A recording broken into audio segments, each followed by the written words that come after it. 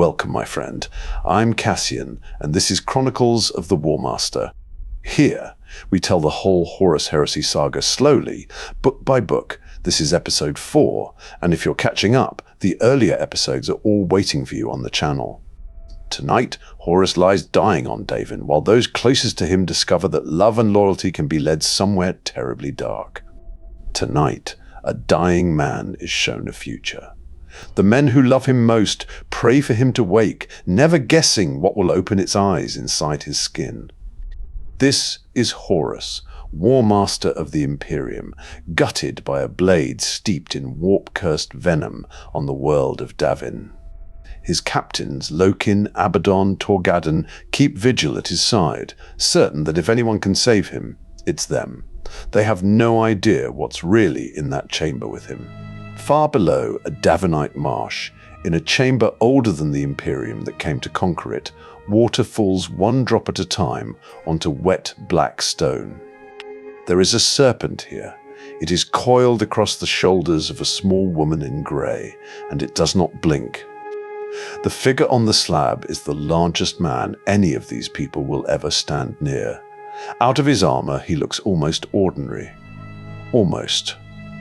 His chest rises once, holds and falls, and then nothing for a long, long time until it rises again.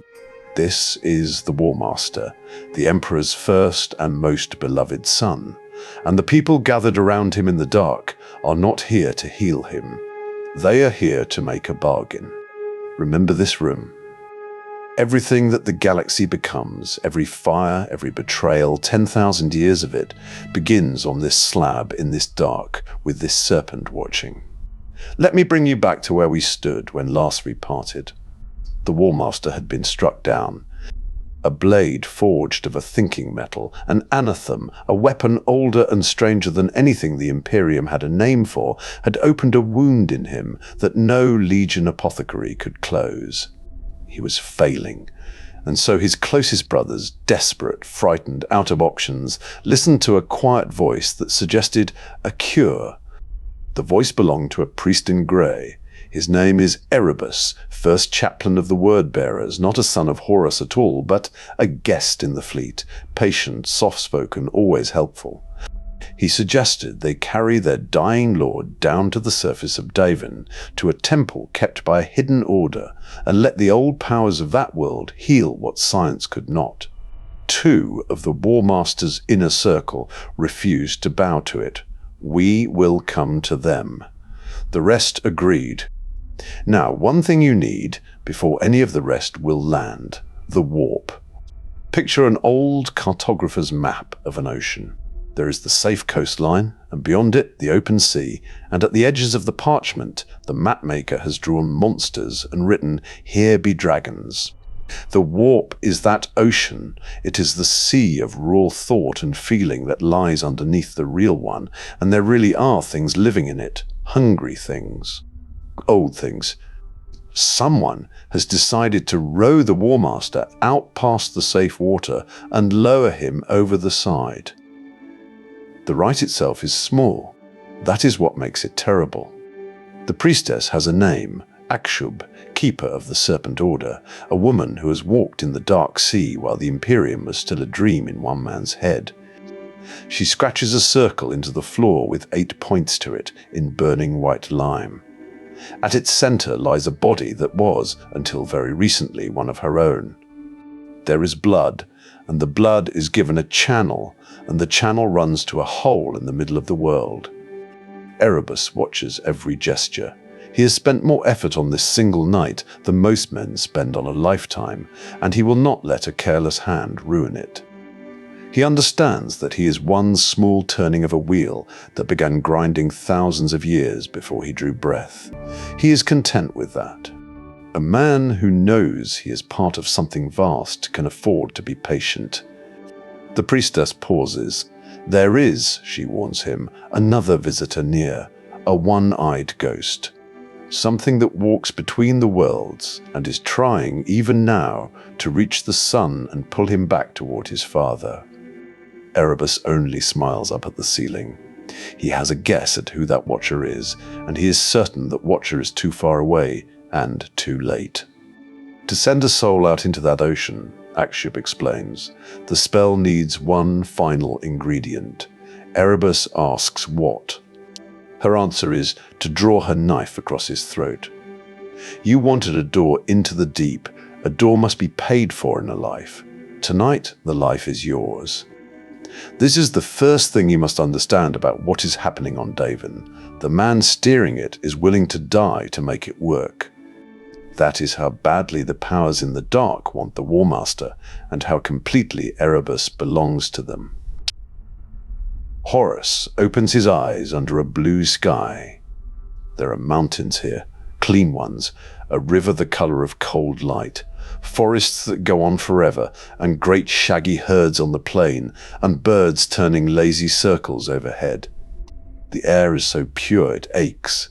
He sits up in the wet grass, and for a while he is simply a man waking in a beautiful place, and he wonders, almost peacefully, whether he has died. Then the world flickers. The mountains become towers of iron and brass. The river runs thick with poison. He kneels to drink, and the water scalds him like molten metal between his fingers. The clean wilderness and a ruined hell of industry trade places in the blink of an eye again and again until he cannot trust a single thing he sees. And then he hears wolves. 100 of them break from the trees and surround him, each one branded with the mark of a black two-headed eagle. The nearest opens its mouth and speaks. It asks him a question, the only question that matters here. Who am I? I have lost the shape of my own name. Give me a moment, it is here, just under the ash. The wolves circle and ask again and again, patient and relentless, like something trying to wake a sleeper before the house burns down. The pack leader's face fizzles for a heartbeat into something else, a single staring eye where two should be. You must remember, it warns him, before he comes for you. He runs. He runs until the forest spits him out at the edge of a black crater, a still dark mirror with the moon caught in it. The wolves howl their question one last time at his back. And as he stands on the brink, it comes back to him all at once. The moon, the wolves, his own war name, Lupercal. He is Horus of the Lunar Wolves. Warmaster, regent of the Emperor of Mankind. And he is alive. He throws himself into the black water, and it shatters like glass. He wakes a second time in the same beautiful country, but now he is armored in his frost-white plate, and now he knows the place is a lie. None of it is real. The mountains, the river, the herds, all of it is shaped from his own memory and will, pressed onto the formless stuff of the deep ocean.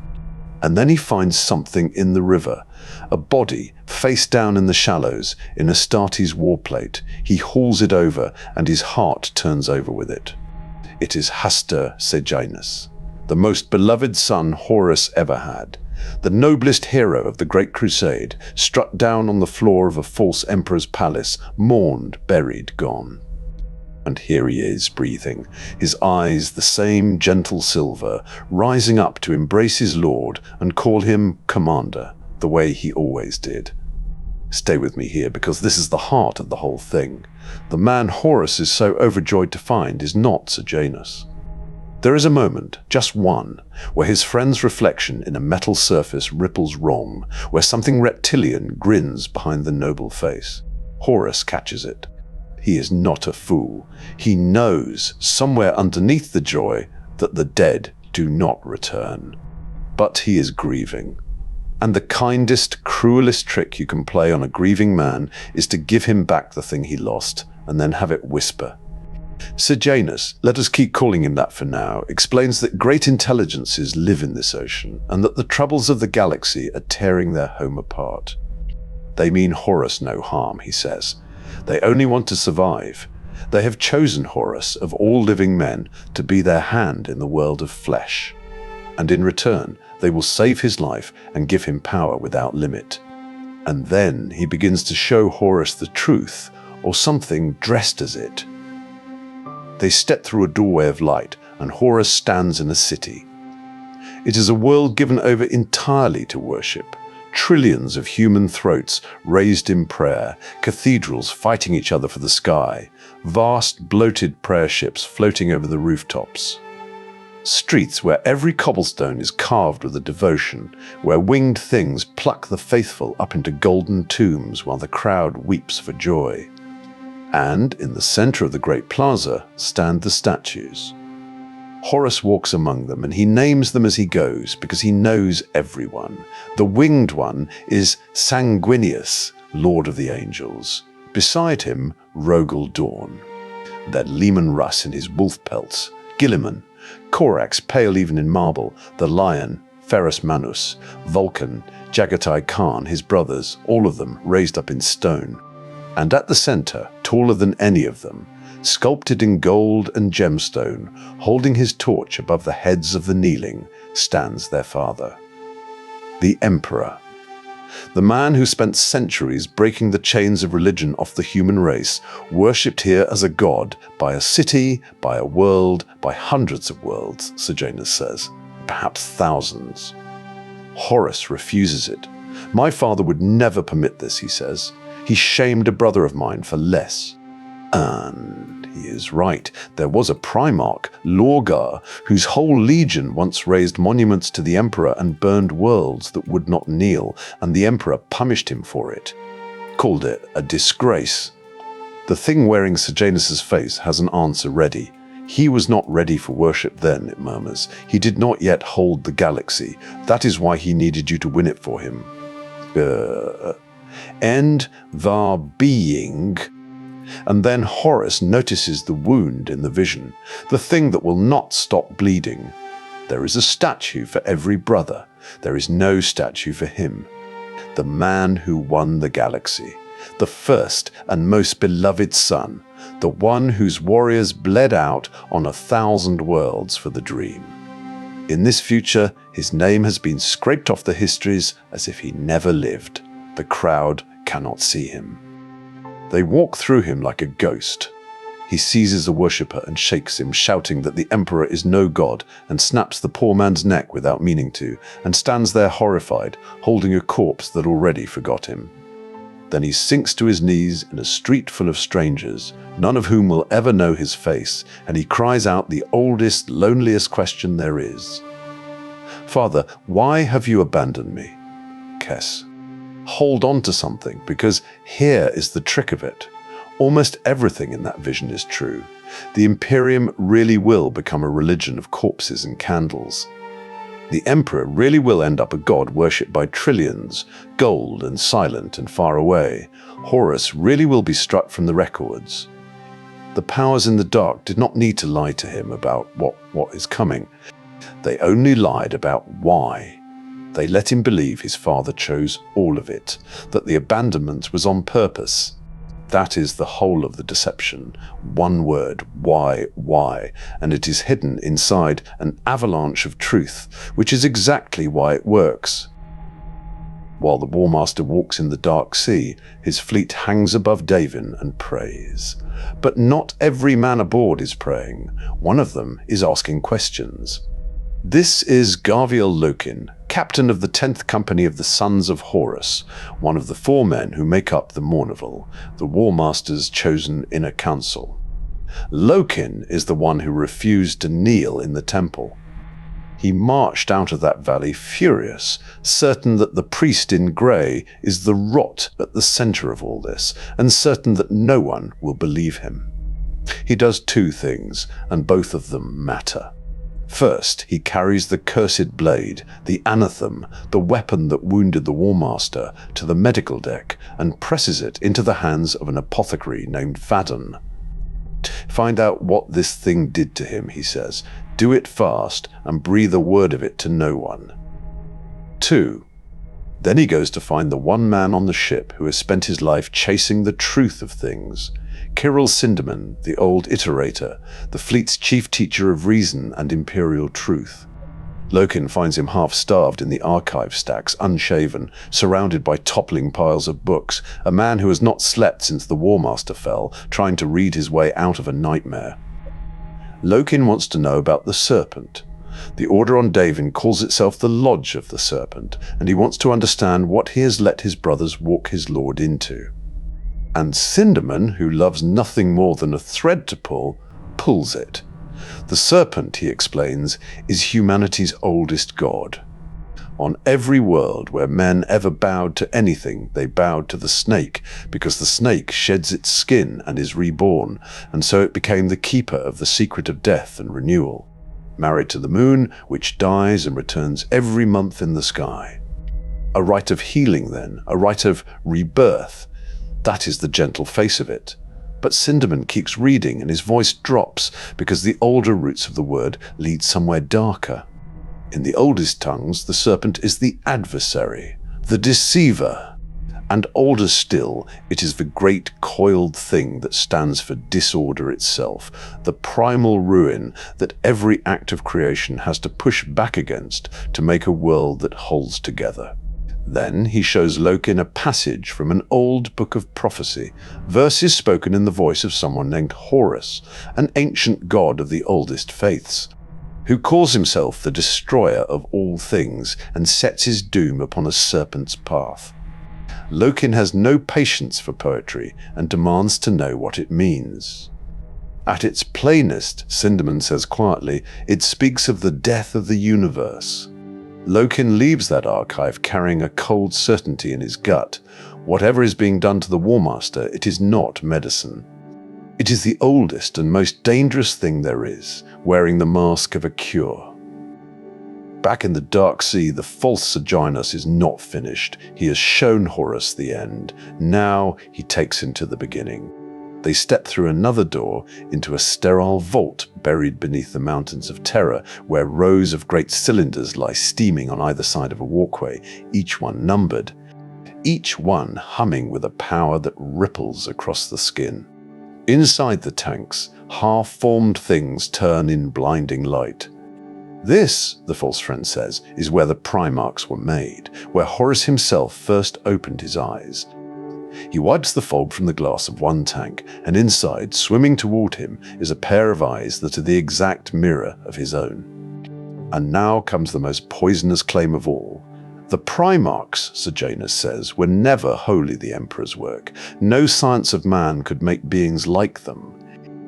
To forge his sons, the Emperor went down to the ocean in the dark and struck a bargain with the powers that live there, borrowed their strength, poured a sliver of it into each of his children, and then betrayed the lenders and stole the rest for himself. Horus refuses it.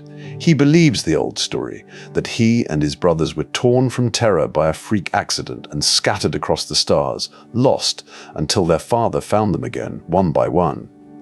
There was no accident, Sejanus says. Look how deep we are. Look at the wards on the doors. What kind of accident reaches through all of that and flings 20 infants to the precise old cradle worlds of humanity? It was no accident. It was an attack. The powers Horus's father had cheated struck back at the one thing he could not bear to lose, his sons, and tore them away into the storm. And as he says it, the vision makes it happen. A vortex opens above the tanks. The numbered cylinders are torn loose, the infant Primarchs ripped screaming into the storm. Golden warriors charge in to stop the catastrophe. The Custodian Guard, the Emperor's own Praetorians, led by one Horus, recognizes and calls by name Constantine Valdor. They fire on him. They will not listen. They name him a fiend, and Horus, betrayed and furious, kills them one after another with his bare hands. And then time stops. A golden giant of unbearable beauty walks into the chamber, the Emperor himself, young, radiant, the answer to every question alive at his fingertips. He looks at Horus as though at a half-remembered face. He could save the tumbling tanks. He could stop the storm. He weighs it for the length of a heartbeat. Then he turns away. He lets the sons go. He walks out, the vision says, uncaring, and leaves his children to the storm to save his greater work. And Horus, watching his father's back, feels something bright and terrible swell in his chest. It is hate, and he lets the storm take him. Now, before we follow Horus to his last stop in the dark, lift your eyes back to the fleet, because the corruption is not staying neatly inside one Warmaster's dream. It is leaking into the ship. There is a poet aboard, Ignace Carcassi, a clever, vain, disgraced man with a printing press and a grievance. He has been seeding the ship with pamphlets, 3 poems a sheet, under a title that will outlive him, "The Truth is All We Have." He writes that the Astartes are killers, that the demigods are not above the law. It is dangerous, and it is, mostly, fair. Lokin once made this man swear to write the truth, however ugly. Carcassi took him at his word. Remember that? It becomes a knife later. And there is something else growing in the fleet, a faith. A woman named Euphrates Keeler, once a hard-headed image-taker, has become the quiet preacher of a forbidden creed. They call it the Lectitio Divinitatis, and it teaches the very thing the emperor forbade, that he is a god. Down on Davin, soldiers beat her and her companion, Titus Cassa, for their prayers, and it is one of the Mournival, the laughing captain Tarik Torgadon, who pulls the thugs off her and carries her back to the ship. Keep her in view. On a day when nothing else can stand against the dark, she will. Because the dark has now found a door of its own onto the vengeful spirit. Sindaman the Iterator, the great teacher of reason, has been trying to translate a book, the secret holy text of that disgraced Primarch Lorgar. Keeler helps him crack it, matching the script to the strange markings tattooed across the skull of the priest in red, Erebus. They are the same symbols. They have been reading from his scripture without knowing it. And as Sindaman reads the words aloud, the words begin to read back. Something comes through. A horror of light and flailing limbs, eyes and laughing mouths boiling across a body that has no fixed shape, spitting blue fire, hunting them down the rows of burning books. This is what lives past the edge of the map. This is a dragon in the flesh. It has been pulled into the heart of the most powerful warship in the Legion by an old man who only ever wanted the truth. A psyker holds the chamber door against it, Ingmei Singh, the fleet's mistress of astropaths, frail and shaking, buying them seconds with her mind. But it is not the psyker who finishes this. It is Keeler, the image taker, the new believer. She pulls a small silver eagle from a chain at her throat, the symbol of her forbidden faith, and she walks toward the thing, and she holds it up, and the creature flinches. End var being back into your sea. The Emperor's light is on me, and you cannot abide it. The eagle burns white hot, fuses to her hand, drinks her strength out through her arm, and the horror screams like a frightened child and comes apart into nothing. Keeler collapses, half dead. Sindaman stares down at her with something on his face he has never worn before in his life of pure reason. Worship. Hold that contrast in your mind for a moment. In the deep, the Warmaster is being convinced that faith is a chain and the Emperor a liar. Up here in a burning library, a woman's faith is the only thing in the galaxy that just saved 3 lives. The same book, the same dark sea, and 2 completely opposite lessons. The galaxy is about to be torn in half along exactly that line. And so we come to it. The last room in the dark. Horus wakes on the ash plains of Thonia, the harsh mining world where he was raised, and at last the masks come off. The wolves come again, but this time the pack leader stands up.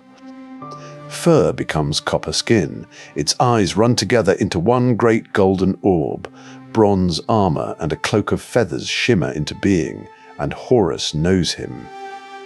This is the one-eyed ghost the priestess feared, his brother, the greatest sorcerer the Imperium has ever produced, reaching across half the galaxy at the cost of a dozen of his own dying servants every second, just to be here. And the false Sejanus steps from the mine mouth to stop him, until the sorcerer reaches out, closes his fist on the air, and rips the mask away. The noble, silver-eyed friend tears apart, and underneath stands the priest in grey, the scar at his throat already healing. Erebus. It was Erebus every step of the way, every kind word, every patient reveal, every truth bent just enough to wound. The dead son was bait, and Horus took it. Now the two of them fight over him out loud, the brother begging him to hold fast, the priest urging him to take the offered power. The brother says the future is not fixed, that one possible future is not a sentence. The priest says faith is just a fine word for refusing to look at what is true. And Horus, and this is the part people miss, Horus sees through both of them. He is no fool. He turns on the priest and on his brother alike. He knows the dead do not walk. He knows a thing shown without context is worthless. He laughs at the idea that cheap conjuring tricks could ever bend the Warmaster to anyone's cause. I will be no one's puppet, not the storm's, not my father's, not yours. Whatever road I take from here, I take with my own eyes open. My fate is mine. For one shining moment, he wins. He stands above the manipulators and refuses them both, and declares that he makes his own destiny. If the Dark Sea had nothing left, Horus would have walked out of it unbroken. But the Dark Sea has one card left, and it is not a vision. It is a fact. Erebus says quietly that he came at the command of his own master, Lorgar, the brother who once worshipped and was shamed for it. And that Lorgar, rejected by his father, has already turned to the powers in the dark, already sworn himself, already grown in strength tenfold. And his is only a fraction of the power that could be Horus's. The sorcerer brother cries out that it is a lie, that Lorgar would never turn. But Horus listens, and Horus knows with a certainty that lands like a stone that this part is true. His most thoughtful brother has already chosen this path. And under the disappointment and the anger, there is one more feeling, the smallest and the most dangerous of all. Jealousy. That Lorgar was chosen first. Enough, Horus says, and the whole world goes silent. I have made my choice. See. It does not say what it is, not here, not yet. But the man who walked into the Dark Sea refusing to bow walks out of it having decided something, and the powers that arranged every step of that journey are very, very patient. They did not need him to rebel tonight. They only needed him to start believing that the rebellion had already been done to him. On Davin, it has rained for 9 days. The sons of Horus have gathered before the Great Gate. Lokin is here, and Torgadon and the men who refused the rituals stand at last shoulder to shoulder with the men who performed it. Abaddon, the first captain, his hair unbound and his eyes hard. Aximand, called Little Horus, haunted by what he helped do. They came armed. They came ready in their hearts for the worst. Horus Aximand offers a hand across the divide. Whatever happens, we should not turn on each other, he says. That would dishonor him. And Lokin, looking at the despair in his brother's face, asks himself honestly whether he would have done any different in their place, and finds the anger draining out of him. Then let us wait together, he says, as brothers in hope. Then a boom that has nothing to do with the storm. The lightning freezes mid-fork, the wind dies, the whole sky seems to hold its breath, and slowly, slowly, the great gate begins to open. For one long, sick moment, there is nothing in the dark, and Lokin's head sinks, certain his lord is dead. And then footsteps, white and gold catching the torchlight. The Warmaster strides out of the temple with his cloak of royal purple streaming behind him and his sword held high, the eye at the center of his breastplate burning red, more alive, more magnificent, more vital than any of them have ever seen him. He smiles and greets his sons, and Torgadon punches the air and roars his war name, and the spell breaks. The Mournival rush to him. The cry goes up and spreads back through the ranks and out into the crowd until 10,000 throats are screaming it into the storm. El Lupercal, Lupercal, Lupercal. The walls of the crater shake with joy. Their lord is saved. The nightmare is over. It is not over. It has only learned to walk around inside him. Months pass, and the man who came back from the dead leads his legion into a war it has no business fighting. The Warmaster orders his fleet to a place no star chart can explain, a binary cluster called Draconis 311. There they find a lost branch of humanity, the Oretian technocracy, isolated for centuries, overjoyed to be found. Their warriors, the Brotherhood, wear power armor and carry bolt guns that look almost exactly like the Astartes' own, smaller, but a mirror. You will want to mark how this war begins, because it begins with a handshake. Their envoy, Emery Salignac, fabricator consul of the technocracy, bows before the Warmaster, full of courtesy and hope. He explains that his people's whole civilization rests on ancient construct machines their ancestors carried from Terra, and at those words, a cold edge enters Horus's voice. He asks if they are speaking of true template machines, the wholly lost technology the Imperium would burn worlds to possess. Salignac, smiling, begins to offer it freely. He never finishes the sentence. The Warmaster shoots him dead. The envoy was unarmed.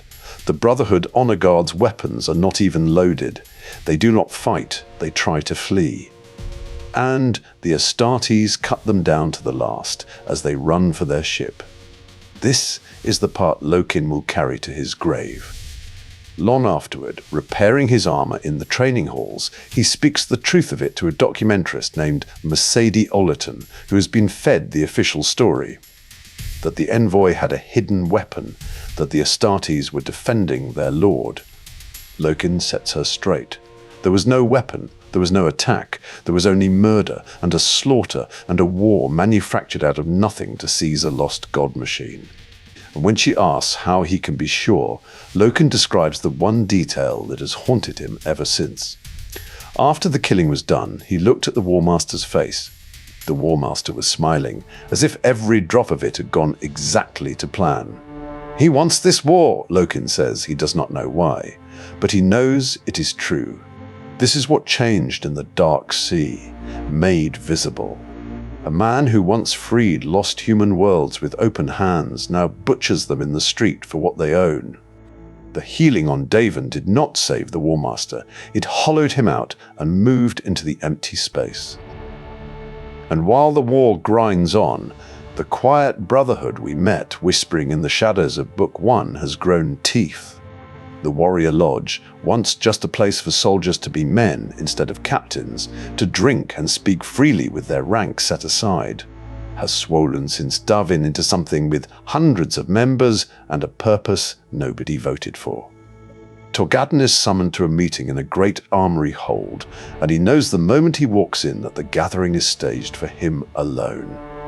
There they all are: Sergar Targos, the Lodge Master, Abaddon, Aximond, Malakhurst, the Warmaster's crippled equerry, his most trusted fixer, and at the edge, always at the edge, the priest in grey. They make speeches, rehearsed, applauded on cue, the way Torgadon has watched the iterators work a crowd 100 times. The Imperium is turning on its own warriors, they say. A mortal commander named Varvarus demands the Astartes be punished for deaths on the embarkation deck. A poet is spreading filth about them through the fleet. A cult is calling the Emperor a god. The enemy, they say, is no longer out there. The enemy is within. Sn. And then they get to the point. The poet, Carcassi, must die. And to make the deaths on the embarkation deck go away, 3 Mournival brothers must swear a false oath, laying the blame on one man, on Garviel Lokin. 2 birds, 1 stone, silence the poet, sacrifice the captain who keeps asking about Erebus. And when Torgadon protests that the Warmaster would never permit such a thing, they answer him with the worst words he has ever heard. It was the Warmaster's own idea. This is the hinge of the whole book, so let it land. They are not asking Torgadon to betray a stranger. They are asking him to help murder an innocent poet and frame his own sworn brother, and they are claiming the order comes from the man he loves most. You are either with us, Malaga says, or against us. Tarik Torgadon The laughing one, the one who pulled the thugs off Keeler, the one who jokes when other men pray, looks at the faces of the brothers he has bled beside for 2 centuries. And he reaches into his robes, and he pulls out his lodge medal, and he throws it down at their feet. If saving this legion means murdering a poet and selling my brother for a lie, then maybe the legion has already stopped being worth saving. Garviel is my brother. I spit on every one of you. Then I am against you, he says, and he walks out into a silence full of knives. Remember that too. When everything else has been bent and bought and poisoned, 2 captains, Lokin and Torgadden, are still standing on the right side of a line nobody else can even see anymore.